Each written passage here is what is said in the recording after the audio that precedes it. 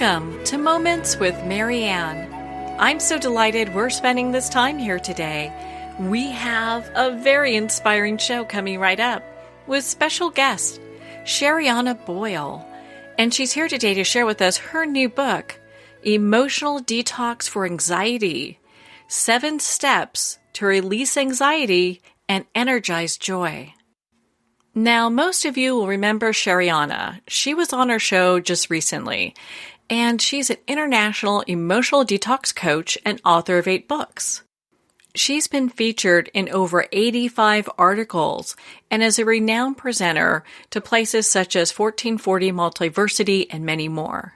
She's an adjunct psychology professor and a featured expert on Simple Habit app and host of Emotional Detox radio show on healthylife.net.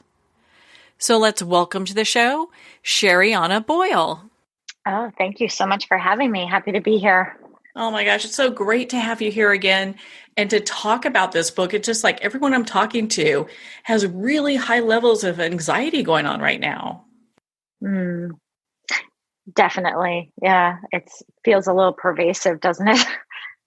Oh my God, it's crazy. Just crazy how it is right now. Yeah. Well, and why don't you share with us your reason for writing this book? Because I mean, your first book was absolutely amazing, and now we've got this book. Yeah, they're not that much far apart, are they? Well, I wrote the core book, which I call Emotional Detox, which is what we talked about last time, framed out the cleanse, which is the 7 steps for an emotional detox, 7 mindful steps. And I had a lot of questions about anxiety and people wanting to know more about how to implement the cleanse steps into their life. And a lot of these questions came from me traveling around, doing workshops, yoga retreats, things like that. And as they were asking, I was thinking, geez, I could write a whole other book on this because they wanted to go deeper. So emotional detox for anxiety, what it does, it actually reframes anxiety. So I don't see it in the same way that someone else might see it.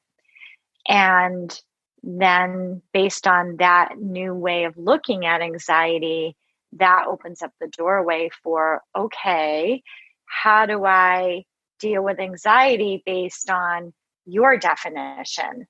And that's how the book came to be. Well, let's take this cleanse and let's apply it specifically with this mindset to anxiety. So I know a lot of people have a different definition of anxiety. So why don't you share with us what your definition is? So my definition is that anxiety is a sign that an emotion is attempting to be processed, but can't because we won't let it. Because we've learned that emotions were something that we needed to regulate or manage or to prevent. And some people learned that they were meant to be covered up. So when you don't allow an emotion to exist, what happens is the body has a response to that. And it keeps letting you know this very much does exist. And I believe that anxiety is one of the ways that it does that. I mean, think about what anxiety is. It's an acceleration of thoughts. It's physical sensations in the body, tightness and sometimes constriction and increased heart rate and things like that, and worrying about the future and getting hung up in the past or feeling stuck. So it's a lot of things. But what I'm saying is that it is a reaction, anxiety.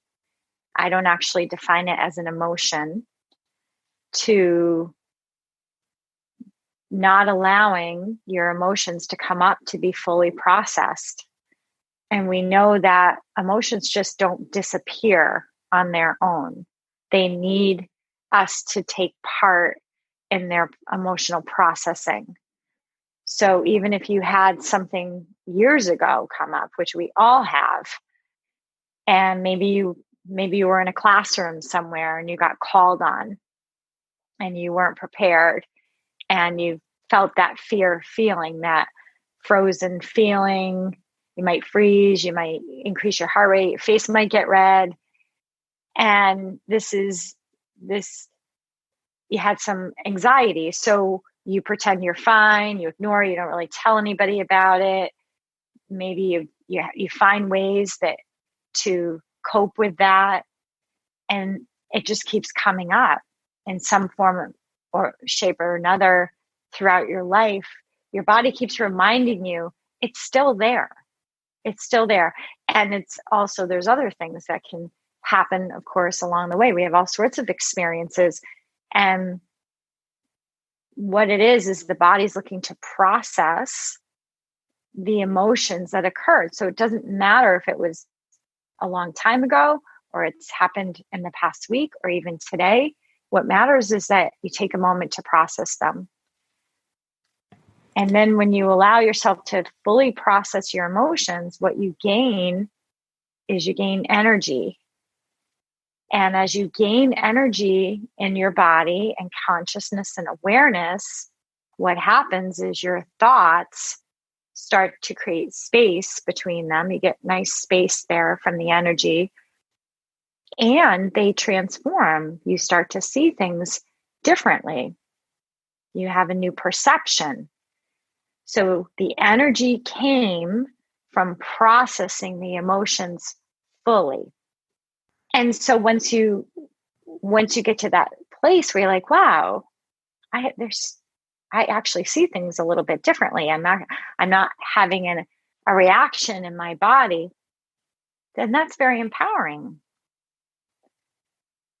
So that's how I define anxiety. I see it as a reaction to unprocessed emotions.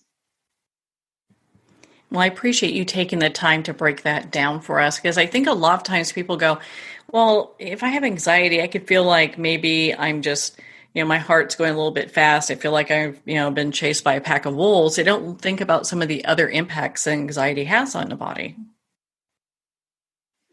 Yeah, it's really a memory. It's a memory of some emotions that were never allowed to be processed. And the body is just trying to help you, is trying to actually help you gain energy, because we're spiritual beings first, and we're here for a reason. This is not an accident that we're all here. And we all have value, and we all contribute. And the universe is always going to try to support us on that path. But it can't do that if we don't have energy. So when something happens, and I always say, if it's happening in front of you, it's probably happening inside of you. So, for example, I had a client once that had severe trauma in her life, abusive trauma. And she went to a gym, worked out with a personal trainer, and she walks out of the gym and she sees people in a physical fight, like abusing each other. And she froze because she's like, oh my God, what do I do? And then finally by the grace of God, she did call the police. But she said in our session together, she said, I can't believe that I had to think about it, that it wasn't automatic that I would call the police, that I would actually freeze. And that's an example of what happens with people who have trauma in their life. And these situations are always fascinating to me. Why would she be the one person to walk out of her gym? You know how people go to the gym and have personal trainers, and she's the one that happens to walk out and see this fight. So you could say, oh my gosh, I can't believe that happened today. That was so awful. And you could get upset about it, and you could get fearful about it. And you could spread it around, and you could say, you're not going to believe what happened. You could go that route, which a lot of people with anxiety do. It's like their nightmare coming true. It's like, see, I told you bad things happen. I told you the world's not safe, right?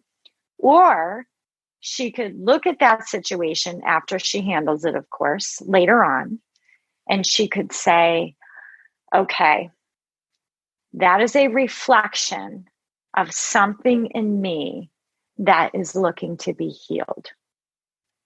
What I saw was abusive, and that is the universe bringing that right in front of me saying, you've got some emotions in you around this situation that need to be fully processed. So when you go on an emotional detox, specifically for anxiety, it's about learning to look at situations as happening for you. So I see this situation and I recognize that, and I take some time to say there must be an aspect inside of me that is looking to be healed. Now that's a journey in itself.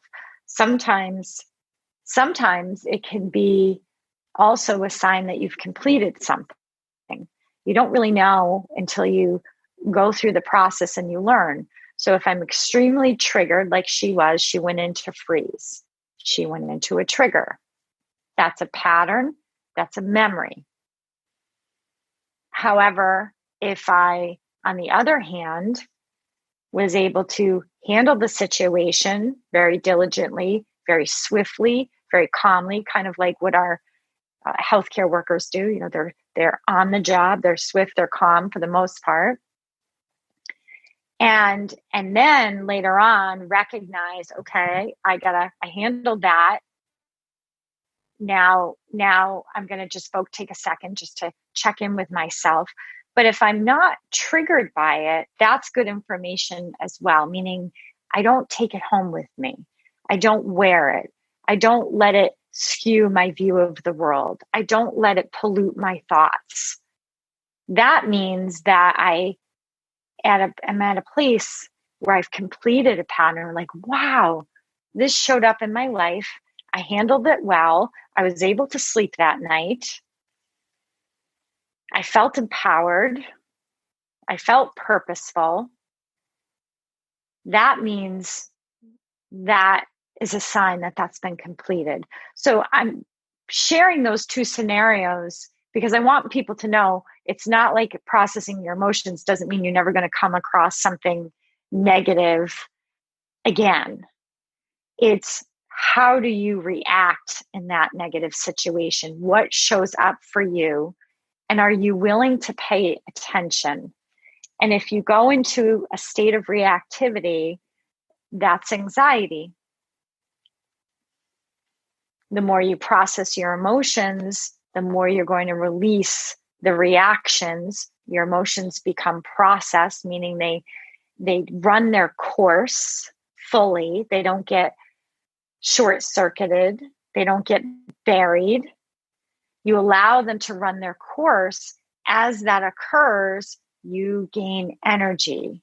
As you gain energy, you begin to see the world different. You be able to handle yourself differently, other situations, and you don't have to go into those circular cycles where there's judgment, where there's fear, where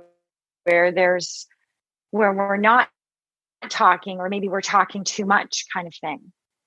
So just giving you a little bit of what that looks like in daily life.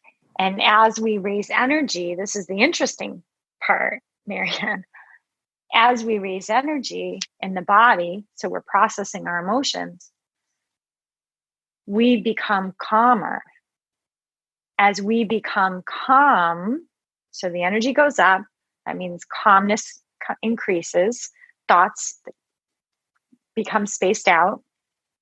It's not that they don't exist. They're going to exist, but we're not going to follow them like a story. We just notice them.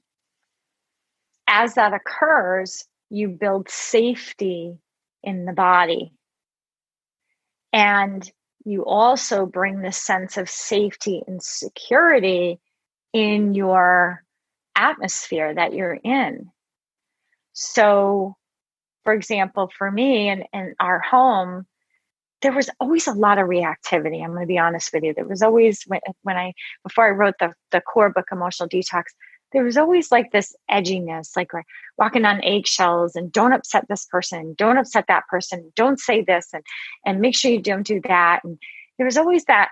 It never really felt like we could just all just chill together. And I have a family of 5. I have 3 children.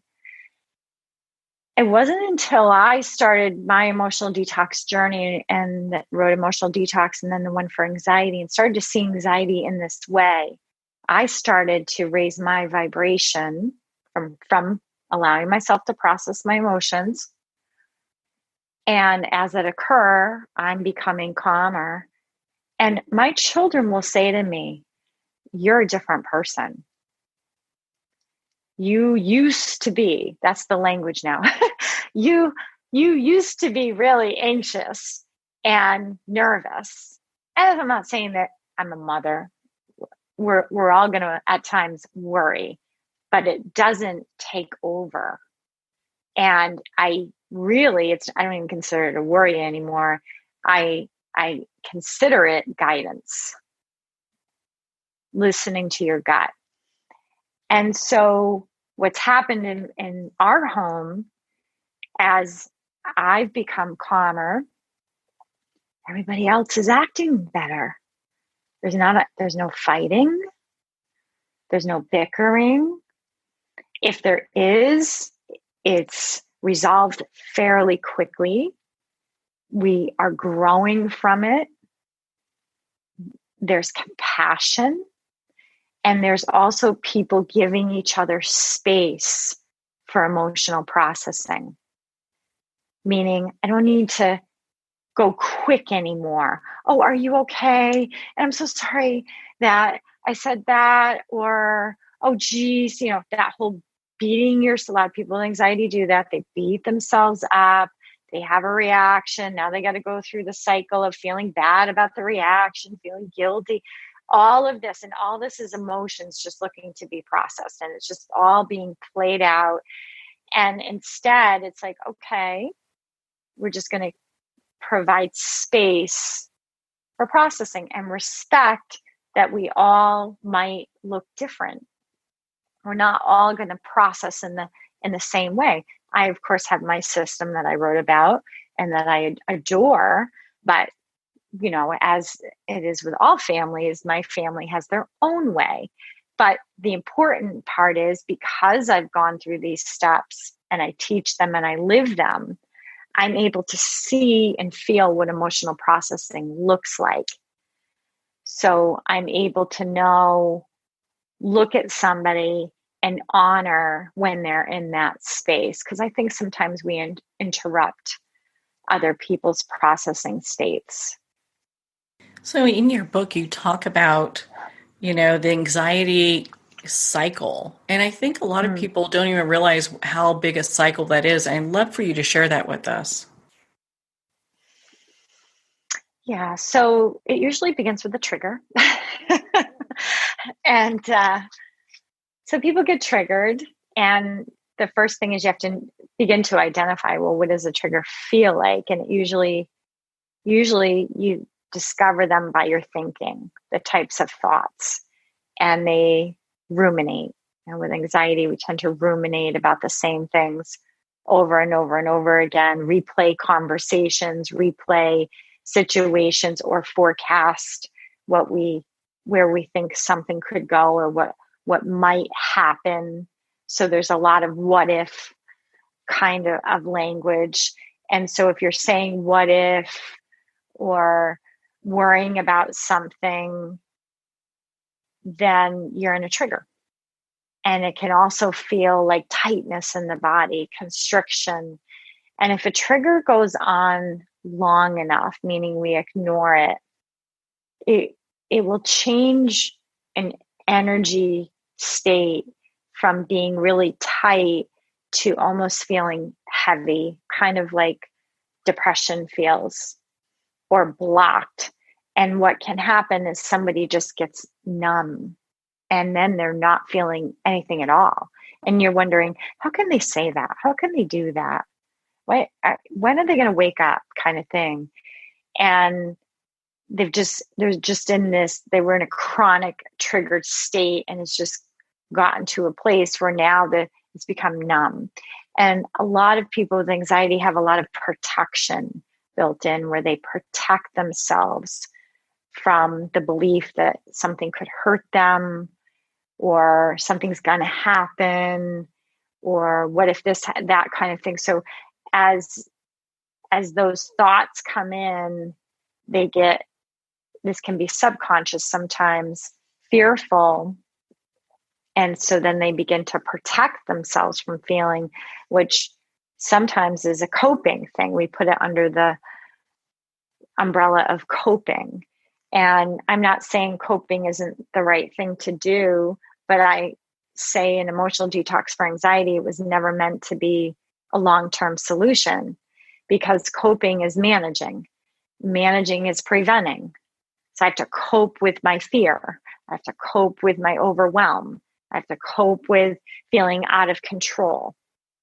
I have to cope with feeling insecure. And so I always say, well, if you have to cope with that, that's like having another job. And anxiety can be like a full-time job. And that means you're burning 3 times as much of energy as somebody else who doesn't have it, and might not even be getting the results that somebody else is getting. Even though you're working so much harder, you might feel like you're getting strained, and then there's consequences for that. So the cycle looks like that, and then the coping and the managing. The tricky part about coping is sometimes you can get a little bit of relief. So I take a little walk. Say, okay, I'm anxious. I got to go outside. I got to take a walk, get a breath. And that can help a little bit. A perfect example is a yoga class. How many people go to a yoga class and they feel good? They feel great.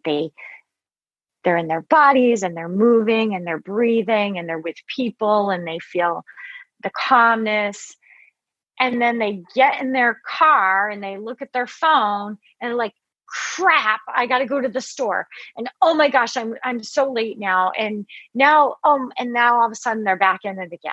It's a perfect example of how eventually you have to make a conscious choice to say, I'm going to process the emotions that are coming up. And I'm not saying that yoga doesn't help with that, and I'm a yoga teacher. I've been teaching for 18 years, but it wasn't until I made that connection in my practice that that's really what it's about. It's not about the pose.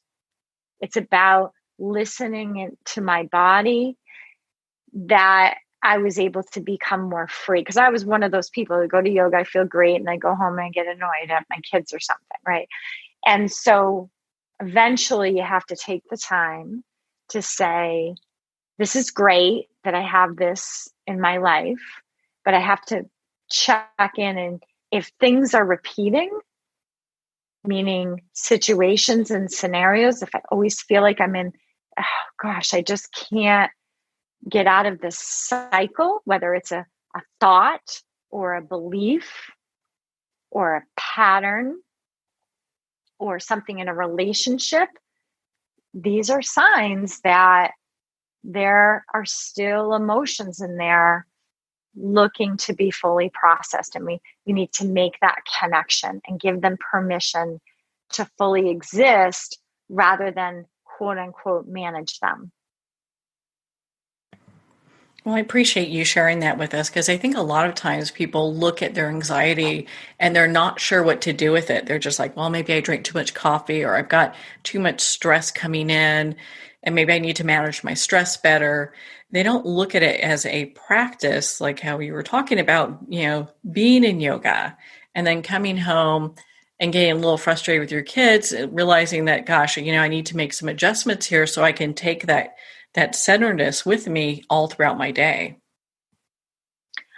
Yeah. So an example of this would be, so you go home. So you do we're just using the example of yoga. Wonderful. You go to yoga. It's so good for you.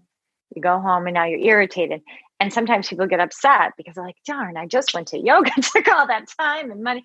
What's wrong with me? That's the other thing with people say with anxiety. What's wrong with me? Why? They ask why a lot, right?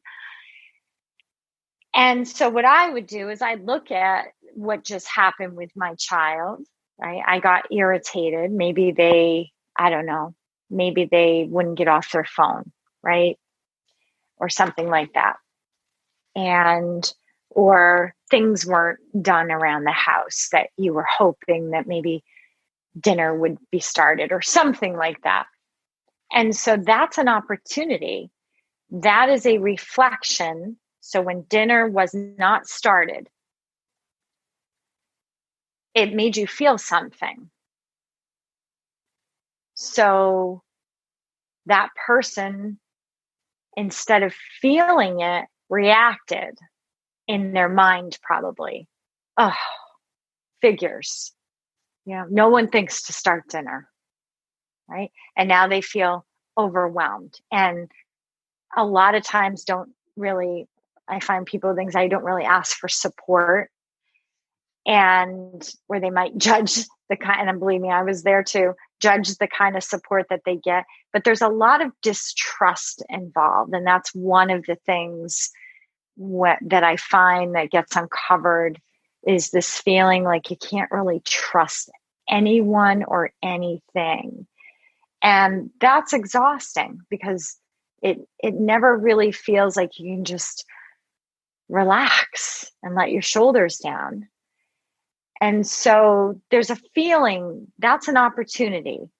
There was something there. If I'm getting irritated by no dinner is being made, how does that make that person feel would be my question. Frustrated, angry, unsupported, overwhelmed. These are feelings.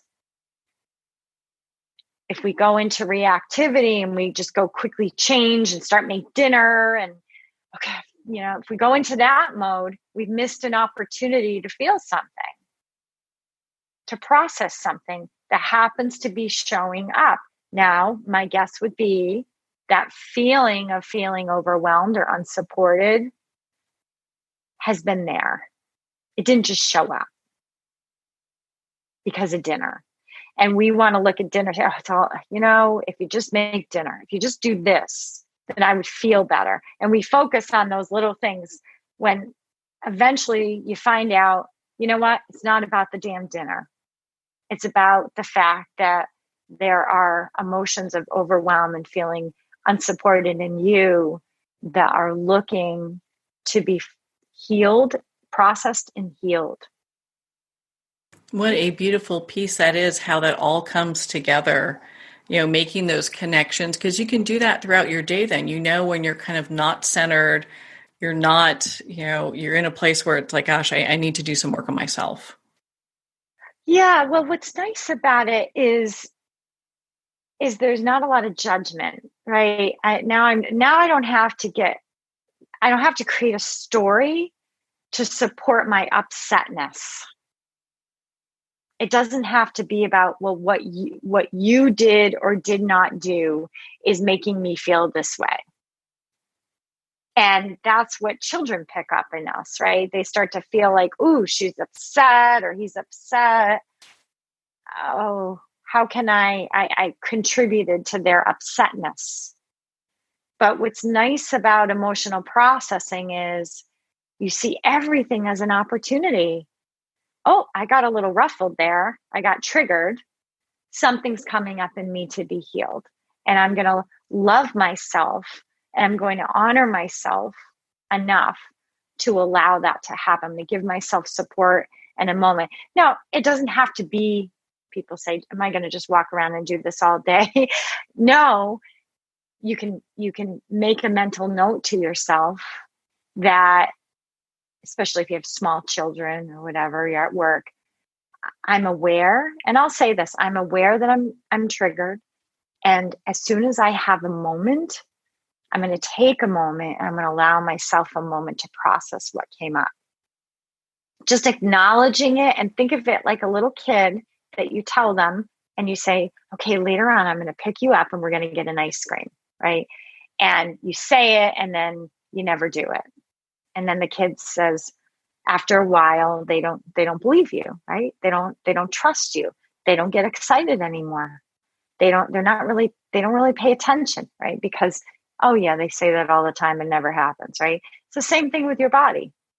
So you say to yourself, I'm aware that there's an emotion in me. I just got triggered by that. I'm going to make a mental note of that, or make a little note to myself that I'm going to sit quietly and give myself 5 minutes to process what just came up. And you want to show up for yourself, because that's how we begin to build trust. You want to show up and allow yourself to process the emotion. And then you're going to gain energy. And then the more you do it, the more you're going to learn to trust yourself. You're going to learn to trust your own energy. You're going to learn that you have all the resources. You're going to learn that you processing your emotions gives you far more benefits than expecting other people to make you feel better. So during this time, we have people who are really having a tough time with being isolated and feeling lonely. Do you think that there's an increase of people going through levels of anxiety right now? Oh, yeah, for sure. Absolutely. And it really will impact what you pay attention to, what you're drawn to, how long you're drawn to it. I think sometimes it can feel a little bit like a fog. That's the way it's feeling. It's feeling weighted and heavy. I'll give you an example. So I went into a place that I work, which of course now is closed now, and everybody's working from home. And it's a place where they do healing work and things like that. So I went in to pick something up today, and there was one massage therapist there, and she had her mask on, and I hadn't seen her for months now. And I said, "Oh, how are you?" And she said, "Good. How are you?" And then she said, "Did you hear that such and such closed?" And it's a big restaurant in our town. I said, "Really? I didn't hear that. I didn't hear they closed." And so she starts talking about the virus, and that's why they closed, and this and that. It was literally like the second thing out of her mouth after, "Hi, how are you?" And my response was, "Did you hear that there's 0 cases of the coronavirus in the hospital right now?" They released their last case the other day. And her energy just kind of changed. And she said, "No, I didn't know that." And I said, "Yeah, there's no cases in the hospital right now." So it's kind of interesting because, when you get glued to that and you want to pass it on like that, like when she was telling me the third thing, that tells me that she's really drawn into these conversations. I'm not interested, Marianne. I have to tell you, I'm not interested. I'll take in a little bit, just enough. Sometimes I'll get a little curious. I won't stay on it very long, because the energy it's like a suck. It's like a vacuum suck. You want to get the life force sucked out of you. Watch the news, or look at social media, and you'll just, and if you feel yourself getting sucked in, this is a sign that it's like being dragged around. It's like being dragged around and just letting your free will be gone. And we all have a free will here of what we choose to pay attention to. So yes, I think that there's like a vacuum, and it's creating like this tunnel, fearful view. And we all have a choice. However, the choices, I believe, come when we it from emotional processing. The more you process your emotions, the less interested you're going to be in taking part in those conversations, the less fearful you're going to be. And you're going to draw in situations that are more uplifting. I found that information out. Somebody and it came to me and she works right at the hospital. She's on the front line. She's in the ER. And she said, we have none. We just released our last person. I said, you're kidding me. That's wonderful. She said, and let me tell you, not only did we release them, we've gotten so good at the care of these people. We really have learned a lot, and we know how to decrease their level of stay. And I said, that is amazing. I wish they would put that on the news. Yeah. So I mean, it's just amazing, isn't that, right? Yeah. So yes, it is. It's heavy. And I think it's like being drugged. That's what it feels like. It's like when we get stuck in it, feels like you're on a drug and you're like, everybody's in the same zone. Right. And what I'm going to tell your listeners is your emotions are more powerful than anything. They are one of the most powerful things I believe about us when they're processed. They will raise you up like nothing else. And I do think that this whole pandemic is about emotional suppression. The fact that we are in this virus and then then we have the George Floyd thing happen. I mean, and we just got slammed, but everything from the emotional detox viewpoint is about emotional suppression, not reaction. Processing. Reacting would be, oh my gosh. Processing is seeing this as, okay, it's time, guys. It's here. It is coming up to be healed. And the thing about emotions is they're timeless. They're timeless and they can cross family lines. And when you choose to process your emotions, you're not just doing it for you. You're doing it for your bloodline, the genetic line. You're doing it for the environment. You're doing it for your community.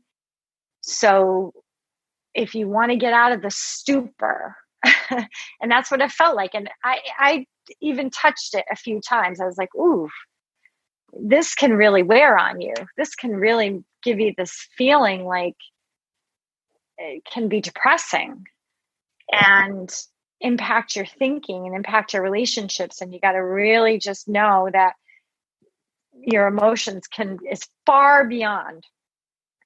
When I teach yoga, I go take everybody through the emotional detox process. So I teach what I call cleanse yoga.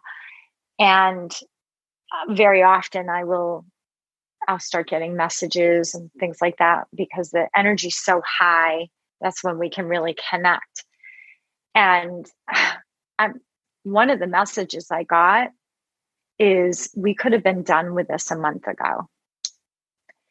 Meaning our fear is keeping this, is gripping this virus. It's like we won't let it go. It wants to move on. It really, I heard from Spirit said to me, this could have been over a month ago. The more we process, the more we become calm and it becomes fluid, and then there's flow. Well, in your book, you talk about, how things are when you clear this reactivity. So what does that look like? Maybe you can give us an example of, what a reactive state is and what it looks like to be cleared of it. So a reactive state, again, is this fearful thinking and talking, maybe yelling, those kinds of things. Also, withdrawal can be a reactive state, or turning to alternative substances that kind of suppress what you're feeling. anything that can numb a person, alcohol, drugs. Sometimes it's other addictions such as sex or spending money or whatever it is. It's all the same thing. It's about suppressing what's coming up to be healed. What it looks like is you're not triggered. I just was talking to a client this morning, and we were celebrating the fact that there was something that would trigger her. It would bring on those thoughts and the physical anxiety. And she was able to be near a situation and realized it didn't ruffle her. It didn't trigger her. So that's a sign that something's been completed, that she has processed whatever she needed to process around that. It's not that it goes away, and it's not that you don't remember, right? We all have things that have happened in our lives that we'll never forget, right? And nor should we. It's just that we don't get triggered by them. And it doesn't just go away in one full swoop. What happens is the intensity goes down. So some people might even just like avoid a street. Like, oh my gosh, I can't see so-and-so. I cannot go in that direction because what if I run into so-and-so? And then I'll, fear of conflict or fear of, the discomfort. So that is actually how you define a reaction. A reaction is how you make the uncomfortable comfortable. So the person's avoiding the whole street or avoiding the family gathering or avoiding a phone call or avoiding whatever it is, avoidance to be more comfortable. But the challenge is the emotions doesn't touch them. Yeah, it might make you feel better for a little while, but then it comes up again, or it's going to come up through a whole different another situation. Maybe it's not the same situation, but it's the same reflection of the same emotion, fear of conflict. Oh, okay, now I have it coming up here at work. I need to call into work and I need to let them know how I feel about something. Oh no, what am I going to do? What am I doing? And the same behavior comes in. And then it can show up in another area. And so you see how that cycle continues until you allow yourself to feel what's coming up in the emotional detox mindset to be healed. So we have two choices. We can either heal or we can re-traumatize ourselves. And that's the only two choices we have when it comes to an emotional detox. So I can choose the route of healing, which means emotional processing, which means noticing what's happening and realizing that's connected to an emotion or many emotions. We don't even need to know what they are, that are looking to be seen, heard, and validated. They are looking to exist. And when they're allowed to exist, they produce energy. Or I can choose the route of re-traumatizing myself by going into reactivity, which can look like a number of thoughts or behaviors or reactions. And I will rerun that pattern in my body, meaning I will prevent myself from feeling. And that's part of the pattern. Somewhere along the line, I told myself not to let myself feel, that I would be better off not feeling. So it could be, for example, people pleasing. I'm uncomfortable. Let's say I'm a child. My mother's upset. My friend is upset. I'm uncomfortable with that. I'm in a state of reactivity. To make myself comfortable, I people please. When I people please, people kind of like that. Some people do. So maybe I see their behavior change a little bit. Like, oh, I'll do that for you, or you don't have to do, whatever that looks like. They seem like they act a little bit better. So somehow I correlate that as a success. Oh, now when I people please, they act better. So that's how I handle this uncomfortable feeling. So then I become, how do I manage other people's feelings? So a lot of anxiety is not just how are you managing and coping with your own, how are you managing and coping with other people's feelings? And what does that look like? And what kind of reactions are there? And that's what the book really points out for people. So if your listeners are thinking, oh my gosh, there's so much, just know that this is all explained in examples in the book, so you can start to learn how you might be reacting and you didn't see it as a reaction. And again, that's an opportunity. And when my mother was upset or my friend was upset, it made me feel. And there's where you're going to get the healing. It made me feel a certain way. And I'm going to allow myself, even though it happened a bajillion years ago, it's replaying itself in different scenarios. And it's gaining strength by doing that. And then to the point where it might feel overwhelming. So the more you process, it's like you take the strength out of it. The energy, it's not as strong, it's not as pronounced, it's not as present. And all of a sudden you see it, but you're not in it anymore. And that's progress. When I can look at a situation, but I'm not in the middle of the dynamic. I can observe myself and I can observe others through the lens of non-judgment. That's when you know you've mastered processing. So you talk about gratitude and appreciation in your book. Why is that such an important piece?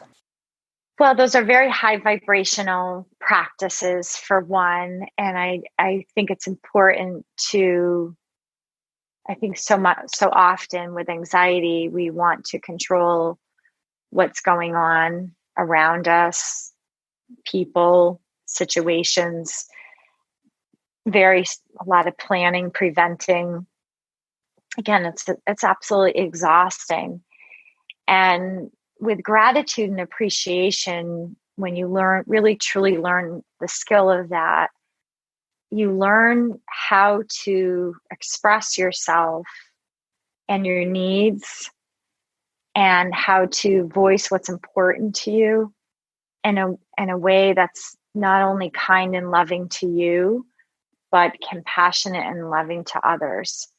And you will find that when we use gratitude and appreciation, people really respond to that far more than focusing on what bothered you or what's driving you nuts. And even if it's in your head, and that's an important thing to know, even if you're not saying it, but you're thinking it, it's still a reaction. So if we're thinking thoughts and we're not sharing how we're feeling, it can be equally destructive. And what it does, it really maintains those anxiety cycles.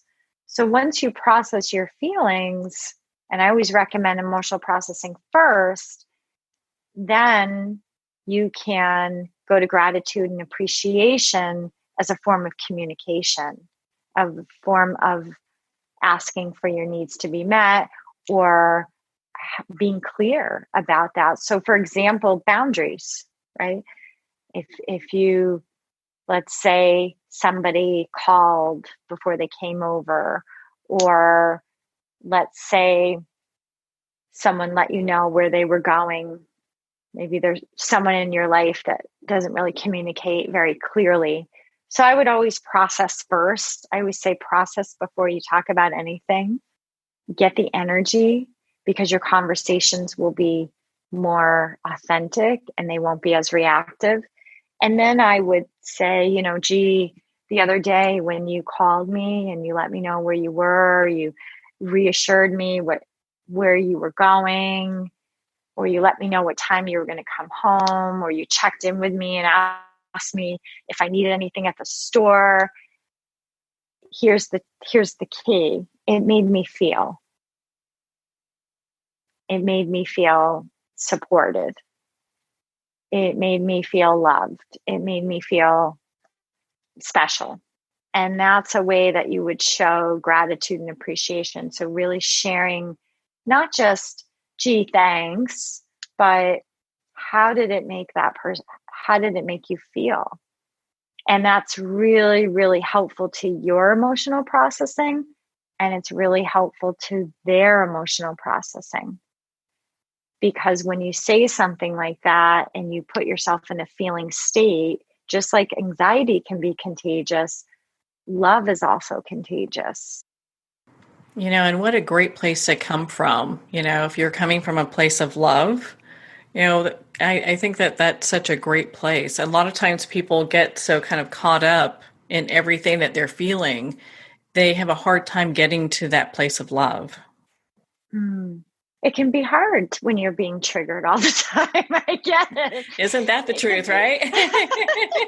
It's like, I might love you later, but not right now, right? It really can. It'll give you the last thing on your mind. Last thing you want to say is something nice, right? But especially if then, you're thinking, oh, why am I going to do that? They've been such a jerk, right?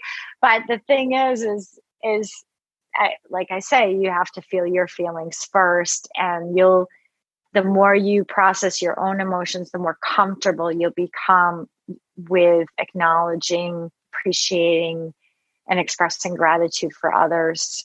It won't seem scripted. It'll seem more genuine.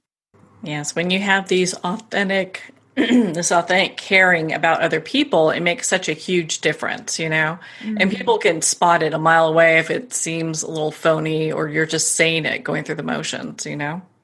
Yeah, and you can feel it. That's the most important thing. It's not about cheerleading. I know some people, and I even talk about it in the book, will say, look at the bright side. It's a beautiful day. And I always say, even positive Pollyannas can be suppressing their emotions. They've just learned to do it in a very user-friendly way.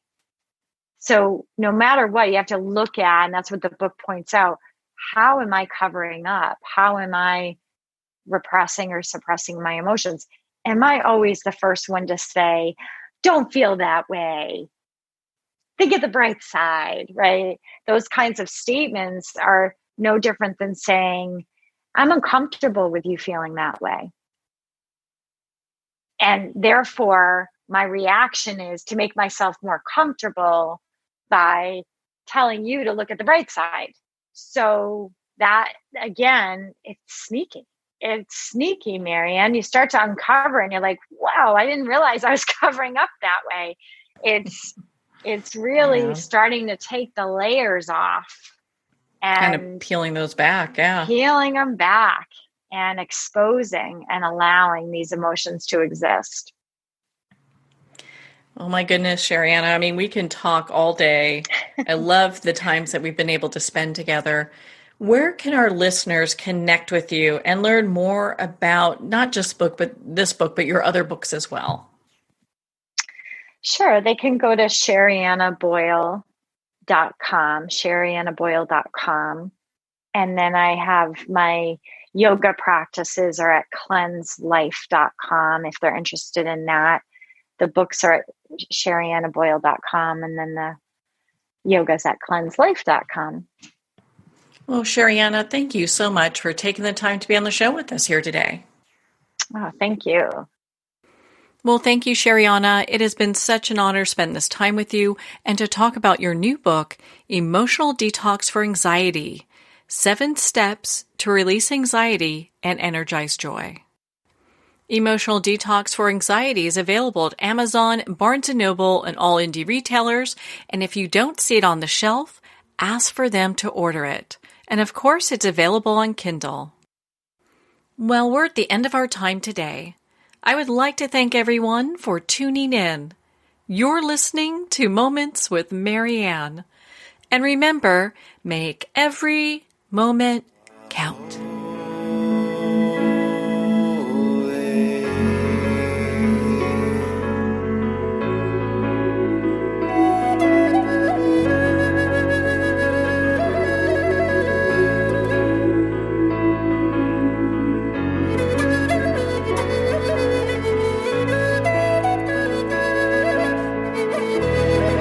In a single moment, your life can change. Moments with Marianne is a transformative hour that covers an endless array of topics with the best of the best. Her guests are leaders in their fields, ranging from inspirational authors, top industry leaders, and business and spiritual entrepreneurs. Each guest is gifted and a true visionary, a recognized leader in her own work, and while teaching others to develop, refocus, and grow, Marianne will bring the best guest and sometimes a special surprise. Don't miss this. You never know just which moment will change your life forever. Moments with Marianne airs every Sunday, Monday, Thursday, and Friday at 8 p.m. Eastern and 5 p.m. Pacific Time. Make sure to tune in and visit momentswithmarianne.com for more information.